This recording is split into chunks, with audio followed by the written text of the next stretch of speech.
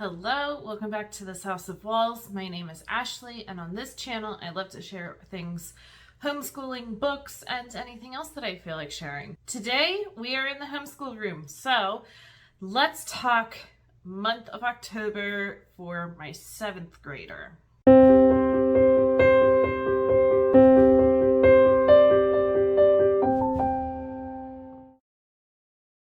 Now, generally in the past, I do this video combined with my 3rd grader and 7th grader, but I feel like there's a lot to talk about specifically with my 7th grader, and so I decided I'm going to split it up, and that's just how I'm going to do it. As always, pull up your favorite cup of whatever, and let's get started. There's definitely been some changes in homeschooling for my 7th grader, so this is just going to cover that. If you missed last month's wrap-up video for homeschooling, there was a lot of changes. We had kind of hit a little bit of a breaking point where what we were using wasn't working. So just a little bit of a backstory. My 7th grader at the beginning of the summer was diagnosed with ADD, ADHD. So we are still very much so in the trying to figure out what works for him best. So we came into October totally changing a bunch of things, like our language arts. We weren't doing the good and the beautiful anymore. He needed less teacher intensive things, and we were getting rid of group subjects with him because that just tends to overstimulate him. So I will say that overall the month of October went much better. There are some changes though that I am making for November and on. I feel like October was kind of like a cleansing month. Like, let's just try to incorporate learning a little bit more and learning in a different style to just kind of, let's lay a foundation. So that's what we did. First, he was feeling very kind of slumpy with reading. It was harder for him to pick up books, and for the month of October he finished 2 books. So these are specifically only homeschool books, and so he really only reads these during homeschool time. But he did finish the first Spiderwick Chronicles and A Long Walk to Water. Now, what I have found really helps him is I have these little sticky tabs. You can see I have a whole collection here and this one. So I map out so many pages per tab, and so when he goes to read, he knows exactly how much he needs to read, and that really helped. I will say I had a bunch of tabs for this one, and he ended up finishing, it was like the last 4 or 5 tabs all at once. He really enjoyed it. He also really enjoyed Spiderwick Chronicles. We have watched the movie before, and he is currently reading the 2nd one. So reading, much better. I think he just picked some really fantastic books, and those tabs really helped him to just kind of keep that momentum going. Now, we definitely believe in growth mindset and bringing some of those tools into our home life. So he does have a collection of things here that I am making sure to schedule in his planner to just help. So the first thing is this mother and son journal. It's just a really cute journal that you can pass back and forth between you and your son. Like, here's a little doodle time, or son, a little bit about you, and mom, a little bit about you. And so we have just started doing this, but it's just fun. I think our relationship was really struggling, and we still have some work to do, but this is just a great thing that we can do together. He also has this big life journal. He has used this on and off for the past year, but I am really scheduling it in. He's almost halfway done with it, and then we'll just keep going. And then we have these two books. So there's a growth mindset and anger management. He does a couple of pages of these like one day a week, and just to kind of get those thoughts in his mind and working towards growth mindset and working through some of his feelings. All right, so that's kind of like extra added on kind of things. Now to get more into the nitty gritty. So when we pulled out The Good and the Beautiful, we went, all right, what are we going to fill it with? And so I just went out and I got 2 Spectrum books. So I got the Spectrum Language Arts, and then I also got the writing, because we did also stop IEW Structure and Style. It just got to be too many moving parts. Do we like them? Yes. I will say we are not going to be using the language arts anymore. I was never really thrilled with it. This is not the kind of grammar that I want to have in our homeschool, but it worked and it was a good palate cleanser. We got through the first little bit of it. Well, he did. But I feel like he wasn't making connections to the work that he was doing in here. So I will say right away, I was researching what else we could use. But he was a good sport and tried it out and had a good attitude towards it. So kind of a win, but kind of also a flop. The writing is much more of a hit. We are going to keep using this. He has requested that. And I think that some of the skills that he had learned from IEW, he is pulling into this. Just how to kind of sort out your thoughts and put an outline together. That even a short, simple little paragraph for something in here, you do need to still think it out and write it out nicely. So this we will continue to use. Now, along with that, I was definitely feeling we need something more. So I picked up this. He has done sentence diagramming before, and I feel like it's such a fantastic way to understand grammar and the parts of speech and how sentences form. So I got this. This is from the Critical Thinking Company, and it's just the little beginning book. He's done a lesson in it and liked it. I had just put to do like 2 pages, and he did the whole lesson because he was enjoying it. So I am hoping that we will continue this to just beef up some stuff. And then Fix It Grammar. This we are definitely still using. At this point, yeah, this was our only subject that he and I were doing together, but it's more, we just walk through it together. There's no real teaching unless there's something that's a little bit more confusing and I can look in my book and say, oh, okay, this is why it's not this part of speech because it's this. So we are going to continue with Fix It Grammar. Let's see how far he has made it. Okay, we have made it to week 8, day 2. The lessons are definitely getting longer, but we enjoy it. All right, another big change that we had made for the month of October was group subjects. So just to start, we have stopped doing science together as a family. Both my kids are now doing science throughout school. So my 7th grader is doing a flex class. So they are all pre-recorded videos, and he is enjoying it.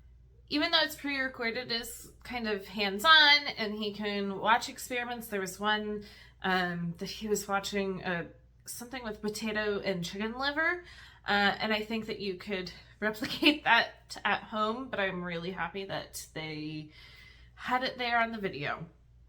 So that's a win. We are going to continue using that. For history, again, we stopped the group subject. So I needed something to continue his learning, and so we pulled out this, the Everything He Needs to Ace American History in One Big Fat Notebook. We have this and have used it in the past to help kind of with like timelines and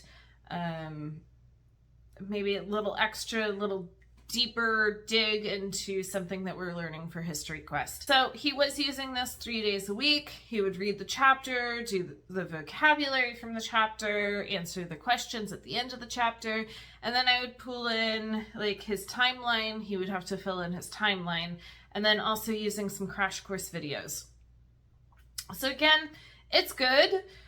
I feel like this almost gets too factual and you're losing kind of the connection to human history in it, because it's all about dates. So while this is working, we are going to make a change for November and on. He overall was enjoying it. And then our biggest win, I think, of kind of like the whole school year has been Saxon math. I think this was his first full month using Nicole the Math Lady, and that has been going great. There's been a little bit, he's up to lesson 40 now, and so I think it gets a little bit more complex with the review problems. You could have a whole mix of review problems from like 40 different lessons, but he is working so hard in this, and I'm so proud of him. So we will keep using this. All right. So that is a wrap up of October. Now, what does his homeschool work look like moving on? We have made a couple of adjustments. So like I said, we are not going to be using this anymore. It was a good palate cleanser while we just kind of figured some stuff out, but we aren't using it. We're also not using this as our main thing for history anymore. Actually, he won't be using it at all. So there's that. That leaves a pretty big gap of kind of language arts, history, and some other kind of things. So I have been doing a lot of research and really talking with him, trying to figure out what he thinks could work and what might his interest be. So we have landed on Build Your Library Level 6. So this is American History Part 2. He likes having different resources to pull from, and the history in here definitely does that. I am also really happy that he will be reading some amazing literature that he and I will be reading together. And so I think we need that really kind of connection point that doesn't have to do with a lot of teaching. I'm hoping that he and I can just curl up together and read some of the book, and then he can go off and do the rest of the work for it. I like that he has readers that might kind of send him out of his normal comfort zone for readers, but I think that'll be really good. I like that it incorporates art and poetry. We are not going to use the science in here because he's already doing the science on OutSchool, and I don't want to teach science. So we are going to start at week 1. That's kind of where he is in his history, is at the beginning of the Civil War and moving on.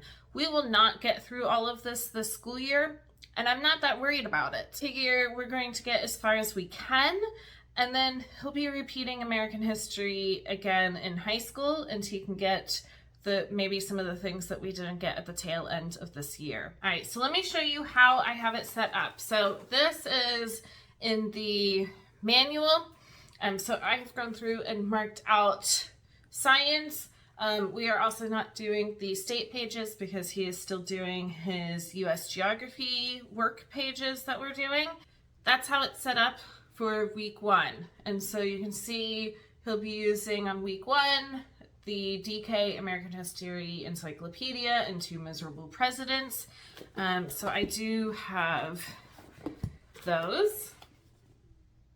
So 2 Miserable Presidents. We've had this one and we really like it. Have that. He will be doing poetry for Edgar Allan Poe. So there's some poetry readings that he'll do. We are going to start reading The Giver together, which I'm really excited about. I haven't read it since I read it, I guess, in middle school, and I really liked it then, and I've always wanted to pick it back up to read it, so he and I are going to enjoy it together. His reader that he will do on his own is The Underground Abductor. He's really excited about this one because it's this. So he is ready to go with that. Skipping science and then language arts. I'm really happy that this brings in narration and dictation. We are also going to be incorporating some copy work to it. So there's a lot. And even on week 1, there's no art, and art comes into it also. I think that Build Your Library will give him a rich education for different things, but he will still be teaching himself the majority of it, and I am here for guidance as needed. Now, how I have that set up is this is the interactive notebook that we have been using for history so far.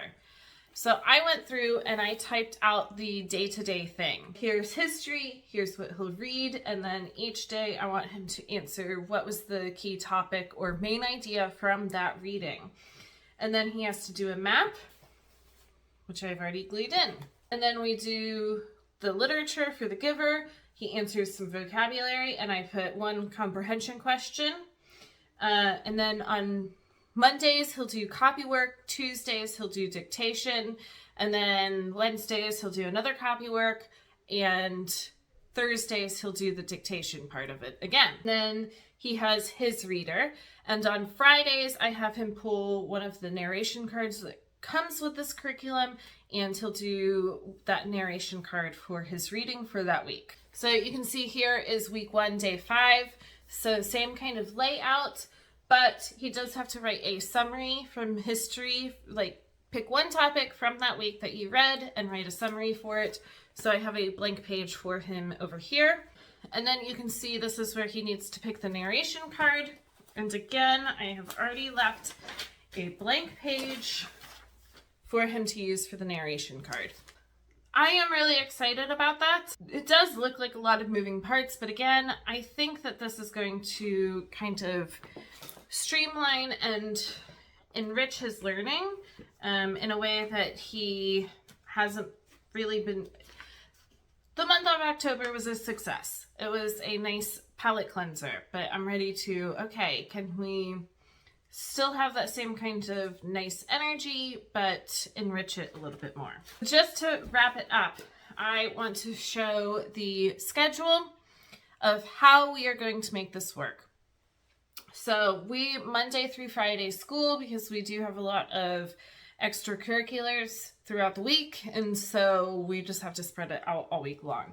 So you can see at the top here, we start with kind of growth mindset, and there's a logic book and things like that. And then we have Build Your Library. So that's where he'll pull out his history notebook and go through everything that he needs to do that day. And then we have math all the way through. Then we do 3 days of Fix-It Grammar, 1 day of sentence diagramming, and then we squeeze in our geography on Fridays. Then we have 3 days of writing, 2 days of handwriting, and our Evan Moore real world writing. So we have that. And then some days scheduled in for his outschool science. So let me hold that up if you'd like to see that. So it is all mapped out that I think our days won't be too long, but they will be led at his own pace and a good, fulfilling enrichment homeschool life. I hope that all makes sense. Let me know if you have any other questions, and I will let you know at the end of November how this month has gone. But we are really excited. I think he is showing some excitement with his schoolwork again, which is fantastic. As always, if you like these types of videos, make sure to subscribe and like below, and I will be back for more soon.